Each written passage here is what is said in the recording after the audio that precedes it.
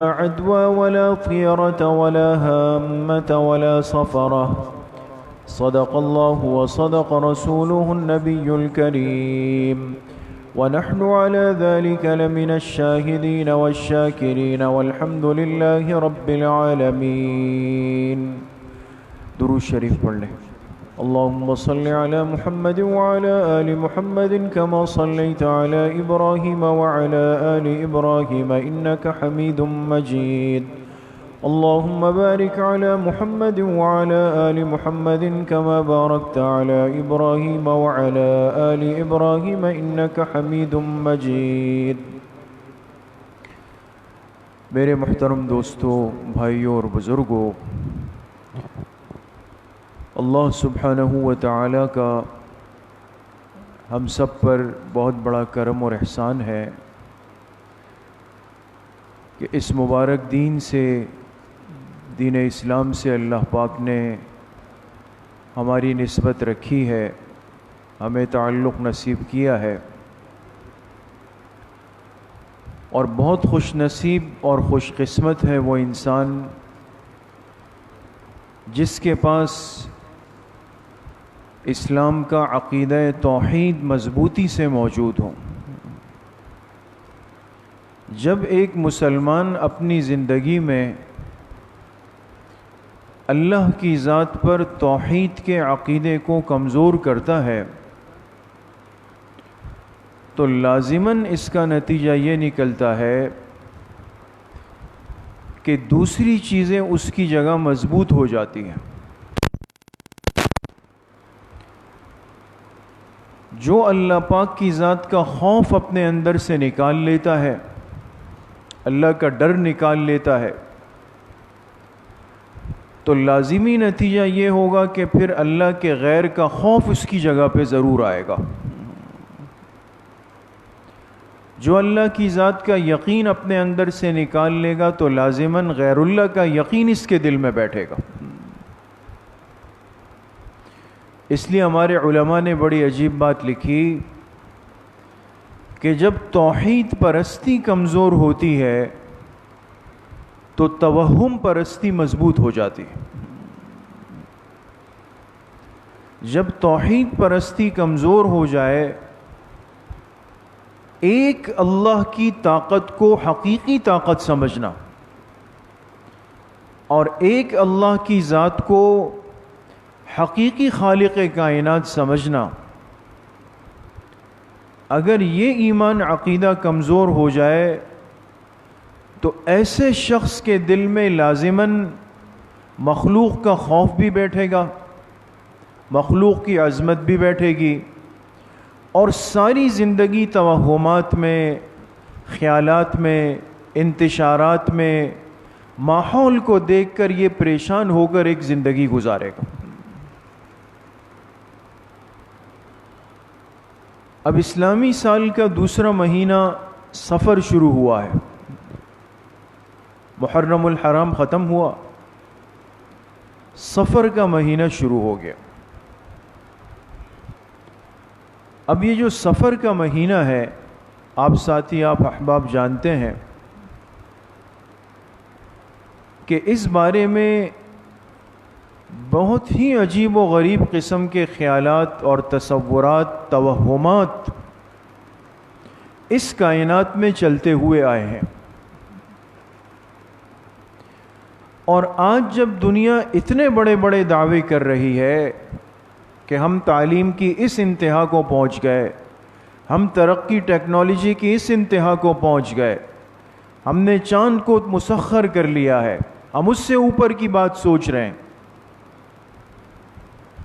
اس کے باوجود بھی ایک بہت بڑا طبقہ آج دنیا میں ایسا ہے جو ان توہمات کے اندر پڑھ کر اپنی زندگی کو ایک پریشان زندگی بنا دیتا ہے. یہ مہینہ منحوس ہے، یہ دن بے برکت ہے، اس پرندے کا بولنا یہ کچھ معنی رکھتا ہے، فلاں آدمی گزر گیا، اب کوئی پریشانی آنے والی. دن کے آغاز میں کسی سے ملاقات ہو گئی، اب تو جی میرا کاروبار چلے گا ہی نہیں. یہ کیا ہوا؟ اب جس نے اس کائنات کے حقیقی بادشاہ کو نہیں سمجھا، اس کا خوف دل میں نہیں رکھا، تو یہ اس کائنات کی وہ ادنا مخلوق جو انسان کے پیروں میں آتی ہے. میں بھی تیاری کر رہا تھا صبح، ہمارے علماء ایسی عجیب و غریب بات لکھ جاتے ہیں ہمارے اکابر کہ ان کے ان جملوں میں، الفاظ میں بھی عبرت کا ایک پیغام ہوتا ہے. تو ہمارے ہندوستان کے ایک عالم نے ماہ سفر اور توہم پرستی، اس سے متعلق انہوں نے ایک رسالہ لکھا ہے. تو اس رسالے کا جو ابتدائی جملہ ہے نا، وہ بہت عجیب ہے. وہ فرماتے ہیں کہ جب انسان توحید چھوڑ لیتا ہے تو یہ ایک ذہنی غلامی میں آ جاتا ہے. بہت غور کیجئے گا دوستو، جب انسان توحید چھوڑ دیتا ہے تو یہ ذہنی غلامی میں آ جاتا ہے، اور وہ چیزیں جو اس کے پیر کا ٹھوکر ہوتی ہے یہ ان سے بھی ڈرتا ہے. نہیں سمجھے بات؟ اب آپ راستے میں جا رہے ہیں دوستو، اگر آپ کے راستے میں آپ نے دیکھا کوئی پتھر پڑا ہوا ہے، کیا کریں گے؟ پیر سے اس کو سائڈ پہ کر دیں گے، ہے نا؟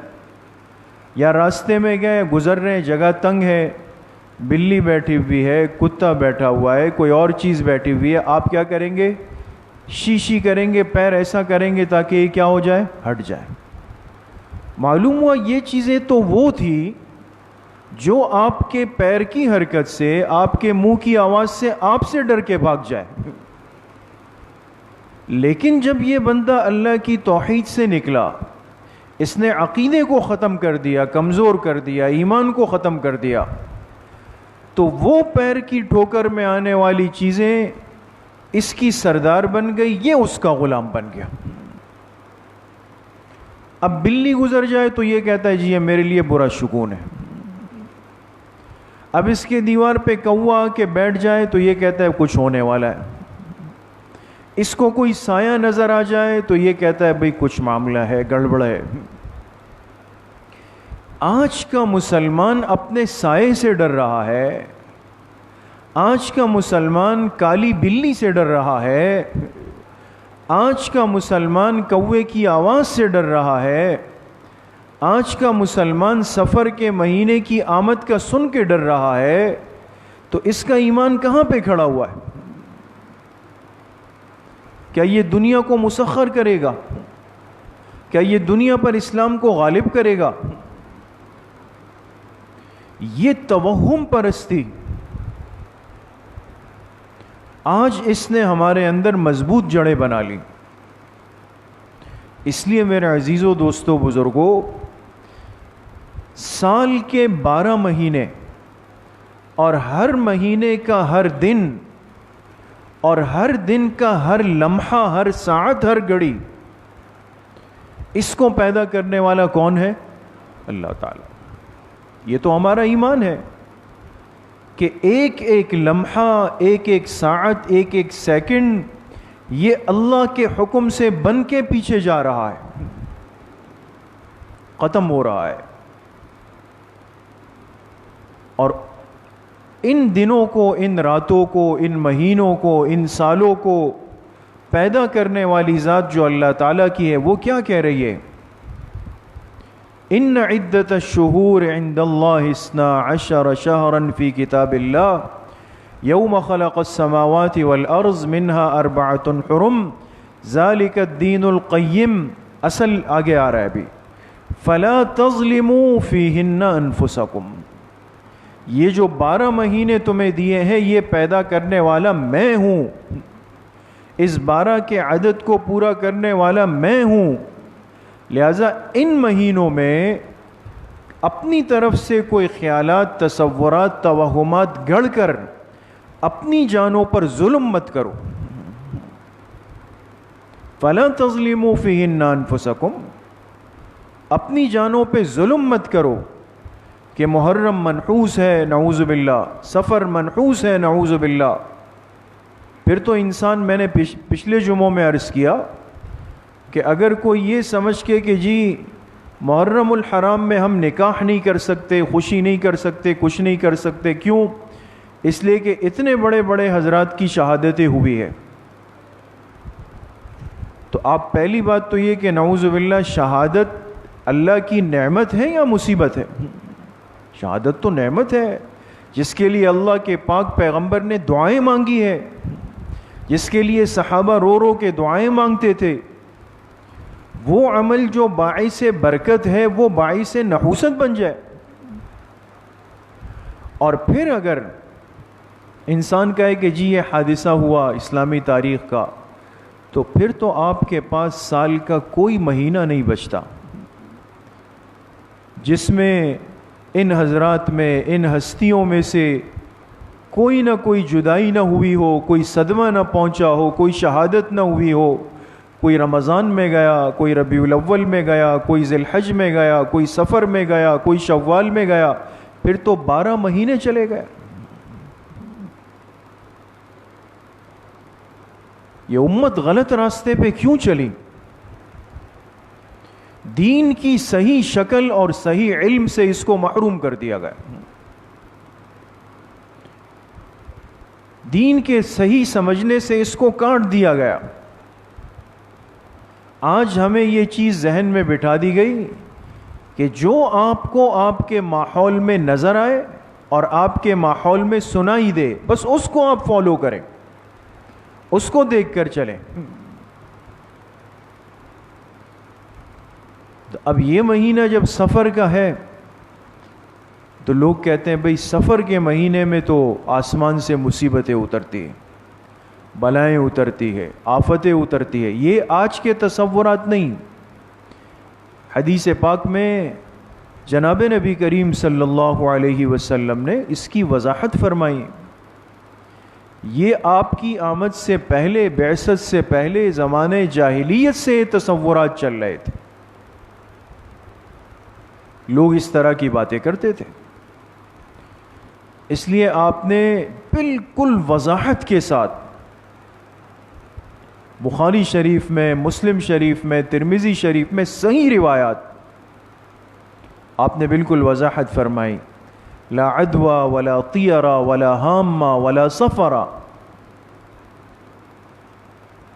نہ تو ہمارے اس مبارک دین میں عدوہ کا تصور ہے، نہ طیرہ کا تصور ہے، نہ ہامہ کا تصور ہے، نہ سفر کا تصور ہے. چاروں چیزوں کی نفی کی. اور ایک اور روایت کے اندر ہے لا غولا، طیرہ کی جگہ ہے. اور ہمارے اس مبارک دین میں غول بیابانی کا کوئی تصور نہیں. اور تیسری روایت میں ہے ولا نوء ولا سفرا.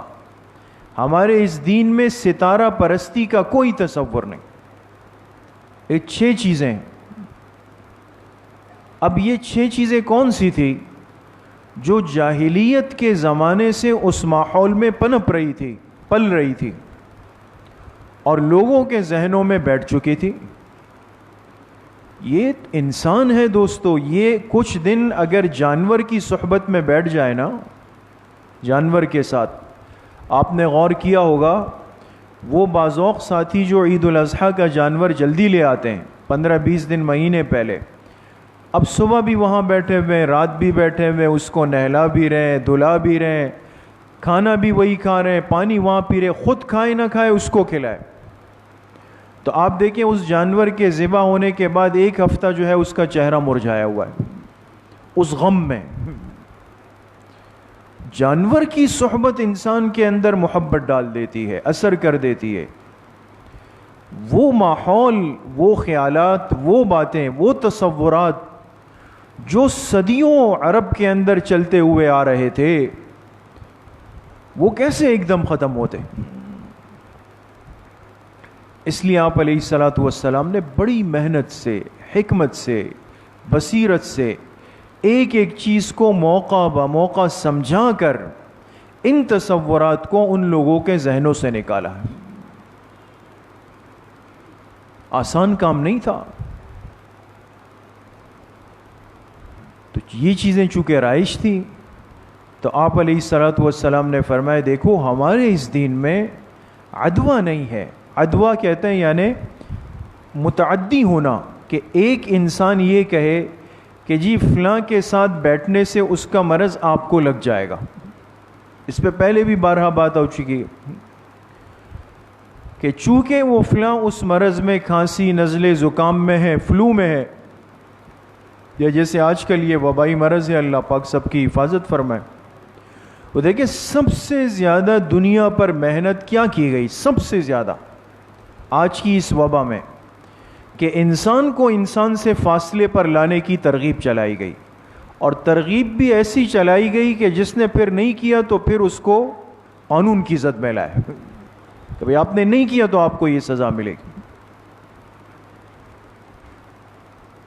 فاصلہ رکھتے, آپ اپنے مریض کے قریب نہ جائیں,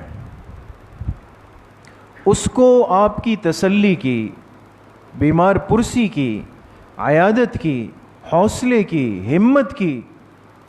یہ جو ہمارے ڈاکٹر حضرات ہیں میڈیکل والے, ان سے کبھی آپ پوچھیں نا, اچھے ڈاکٹر کو آپ نے دیکھا ہوگا جو واقعی اچھے ڈاکٹر ہوتے ہیں وہ کیا کرتے ہیں, کبھی اپنے پیشنٹ کو مریض کو مایوس نہیں کرتے.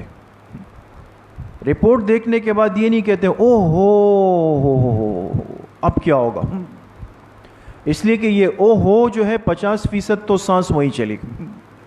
انسان ہے, یہ تو جملوں کو سن کر زندہ ہوتا ہے, جملوں کو سن کر مرتا ہے. بڑے نادان ہوتے ہیں وہ لوگ. ہم نے ایسے بھی دیکھیں کہ جو مریض کے سامنے ایسی کمزور بات کر جاتے ہیں کہ وہ اچھا خاصا مریض جو آپ کے ساتھ پیروں پہ چل کر گیا, ہنستا بولتا گیا, واپسی میں اس بیچارے کا چہرہ زرد ہو چکا ہے. صرف کیا ہوا, اس نے ایک جملہ ایسا سن لیا جس نے اس کی ہمت کو پست کر دیا. اس لیے سمجھدار اور ذمہ دار طبیب ڈاکٹر حکیم کیا کرتے ہیں, وہ حوصلے والی بات کرتے نہیں, تو کوئی مسئلہ نہیں, تو نارمل سی بات ہے. آپ نے ایسے ہی اس کو اپنے اوپر سوار کیا ہوا ہے, بتنگڑ بنایا ہوا ہے, کھائیں پیے عیش کریں گھومیں پھریں. اب اگر وہ بیمار تھا بھی, اس کی رپورٹیں صحیح نہیں ہیں, لیکن وہ باتیں اس کا سیر و خون بڑھا دیتی ہے, حوصلہ دے دیتی ہے اس کو. یہ جو حدیث کا لفظ ہے نا, یہ ایک بہت بڑا پیغام ہے, لا عدوہ. اس لیے کہ آپ علیہ الصلوۃ والسلام اس کائنات کے سب سے بڑے حکیم شخصیت گزری, صاحب بصیرت. آپ نے اس رگ کو پکڑا کہ وہ کون سی چیز ہے جو انسان کے حوصلے کو پست کر دیتی ہے, مایوس کر دیتی ہے انسان کو. تو مریض کو اور بیمار کو سب سے زیادہ مایوس کرنے والی چیز کیا ہے کہ آپ اس کے قریبی کو, احبہ کو, اقارب کو اس سے دور کر دیں. یہ انسانی فطرت ہے. اگر کوئی بیمار ہو جائے اور اس کی بیوی اس کے قریب نہیں آ رہی, بچے قریب نہیں آ رہے, والدین قریب نہیں آ رہے, دوست قریب نہیں آ رہے, یہ کیا سمجھے گا؟ اس کو لگے گا کہ میرے اندر اتنی خرابی اور کمزوری اور عیب پیدا ہو گئے کہ میرے وجود سے اب ان سب کو تکلیف ہوگی. وہ بیچارہ اس سابقہ زندگی کے گزرے ہوئے حالات کو, لمحات کو, باتوں کو سوچ سوچ کے ختم ہو جائے گا.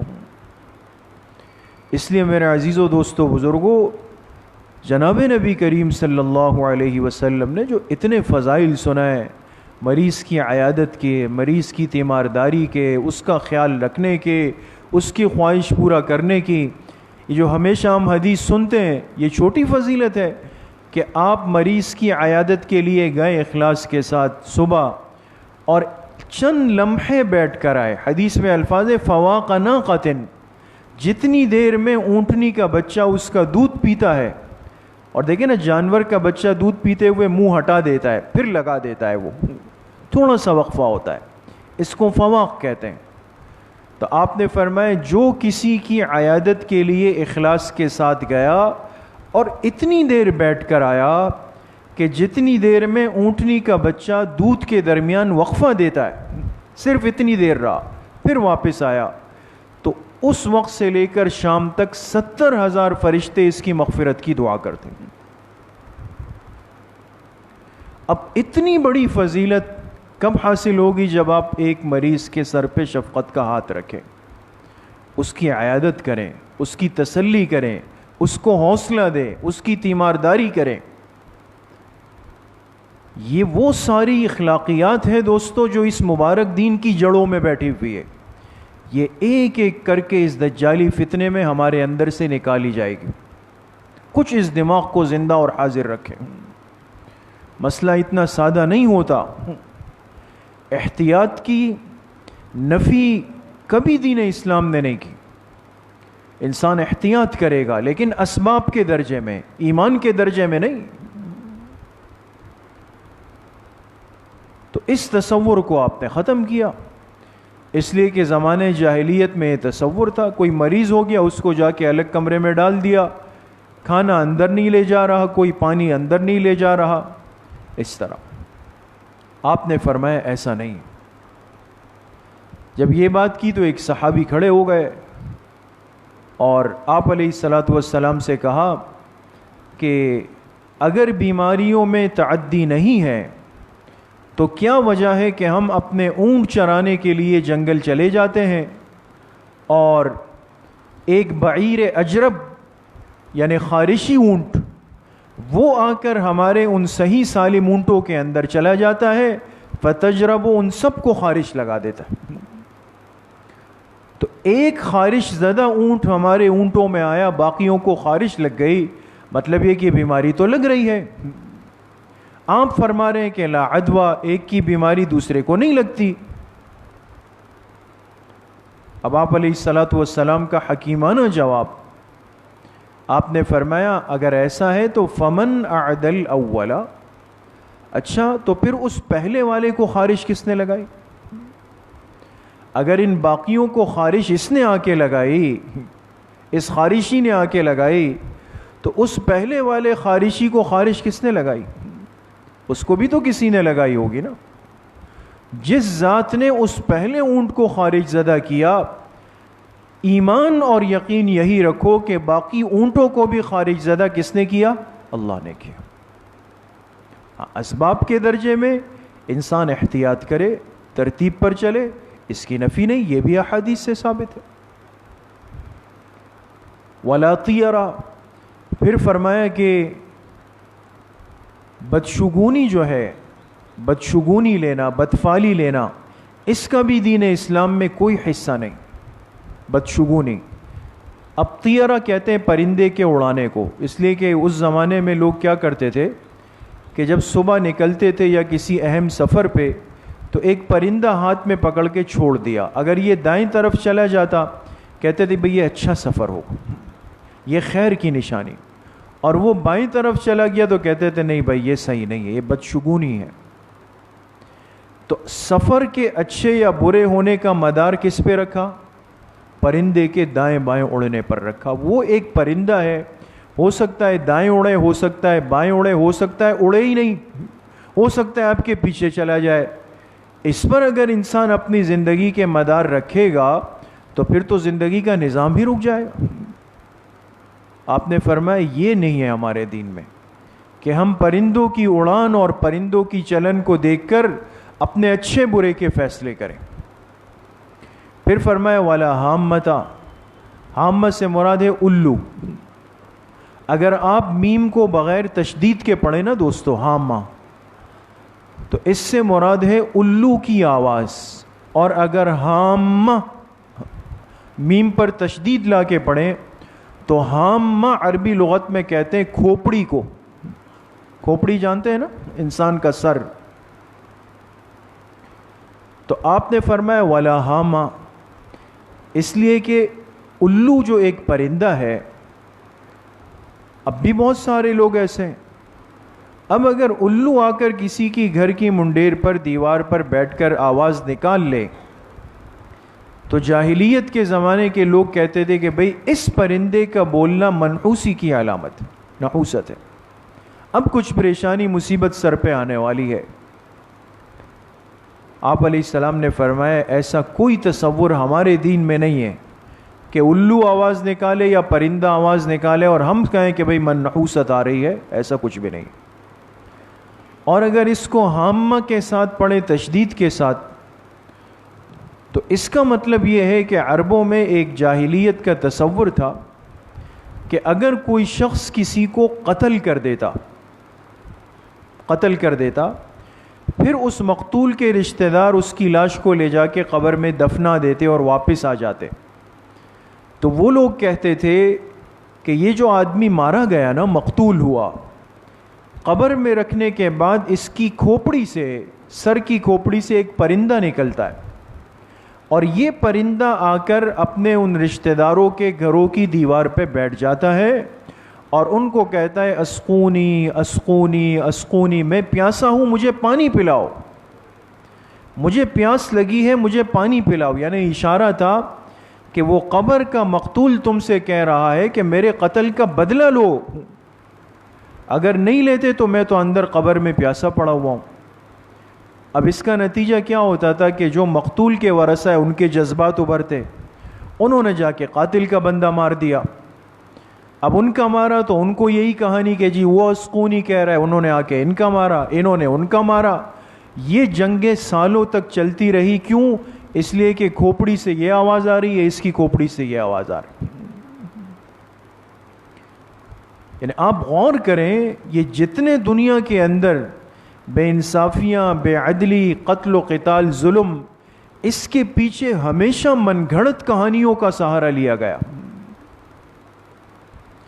اور آخری چیز آپ نے فرمائی والا سفرہ، اور دیکھو سفر کے مہینے کی حقیقت نہیں، اس لیے کہ لوگ اس مہینے کو منحوس سمجھتے تھے، کہتے تھے اس مہینے میں آسمان سے بلائیں اترتی ہے، مصیبتیں اترتی ہے، بے برکتی اترتی ہے، اور آ کے گھروں کے اندر چلی جاتی ہے، برتنوں کے اندر چلی جاتی ہے، رزق کے اندر چلی جاتی ہے۔ تو جاہلیت کے لوگ کیا کرتے تھے؟ روایات میں آتا ہے جب سفر شروع ہوتا تو یہ لوگ ایک جگہ جمع ہو کر کہتے تھے اللہ سفر کا مہینہ جلدی گزار دے، یہ جلدی گزار دے ورنہ تو یہ بڑی مصیبت ہے۔ اب یہ ساری باتیں جو آپ نے حدیث پاک میں سنی، آپ علیہ الصلاۃ والسلام نے ایک حدیث پاک میں ان چاروں چیزوں کی نفی فرمائی۔ دین اسلام میں یہ نہیں ہے اللہ کی عظمت، اللہ کی بڑائی، اللہ کا خوف، اللہ کا یقین، اللہ کی طاقت، جو اس سے ہٹے گا وہ جا کے ان چیزوں میں گر جائے گا، وہ پھر بلی سے بھی ڈرے گا، وہ کوے سے بھی ڈرے گا، الو سے بھی ڈرے گا، پرندے سے بھی ڈرے گا، سفر سے بھی ڈرے گا، محرم سے بھی ڈرے گا، یہ سارے خوف اس کے دلوں میں آ جائیں گے۔ اس لیے شروع میں عرض کی، جہاں اللہ کی توحید پرستی کمزور ہوئی، توہم پرستی اس کی جگہ پہ غالب آ گئی۔ اس لیے میرے عزیزو دوستو بزرگو، یہ سفر کا مہینہ ہے، اور اس مہینے میں اس قسم کی باتیں اگر ہم سنیں، یا آج کل تو جدید زمانے میسیجز آتے ہیں جی یہ ہو گیا، وہ ہو گیا، فلاں ہو گیا، تو ہمیں اپنے ایمان عقیدے کی حفاظت کی بہت بڑی ضرورت ہے، ان توہم پرستی سے نکلنے کی ضرورت ہے۔ اللہ کریم مجھے بھی آپ سب کو صحیح عمل کی توفیق نصیب فرمائے۔ الحمدللہ رب العالمین، والصلاة والسلام علی سید الانبیاء والمرسلین، سیدنا و مولانا محمد وآلہ واصحابہ اجمعین۔ یا اللہ یا ارحم الراحمین، ہمارے صغیرہ کبیرہ ظاہراً باطناً ہر طرح کے گناہوں کو معاف فرما دے۔ یا اللہ پوری امت کے گناہوں کو معاف فرما دے، اپنی رضا والی زندگی نصیب فرما دے، نفس اور شیطان کے وساوس سے ہماری حفاظت فرما دے، پوری زندگی اتباع سنت میں گزارنے کی توفیق نصیب فرما دے۔ یا اللہ جتنے بیمار گھروں میں ہیں، اسپتالوں میں ہیں، سب کو شفائے کامل عاجل نصیب فرما دے۔ تمام پریشان حالوں کی پریشانیوں کو یا اللہ اپنے فضل و کرم سے ختم فرما دے۔ جتنے مرحومین مرحومات دنیا سے جا چکے ہیں یا اللہ سب کی مغفرت فرما دے، ہم سب کا خاتمہ بالایمان و بالخیر نصیب فرما دے۔ ہماری دعاؤں کو اپنے فضل و کرم سے، فضل و رحمت سے اپنی بارگاہ میں قبول و منظور فرما دے۔ وصلی اللہ وسلم علی نبینا محمد وآلہ وصحبہ اجمعین برحمتہ.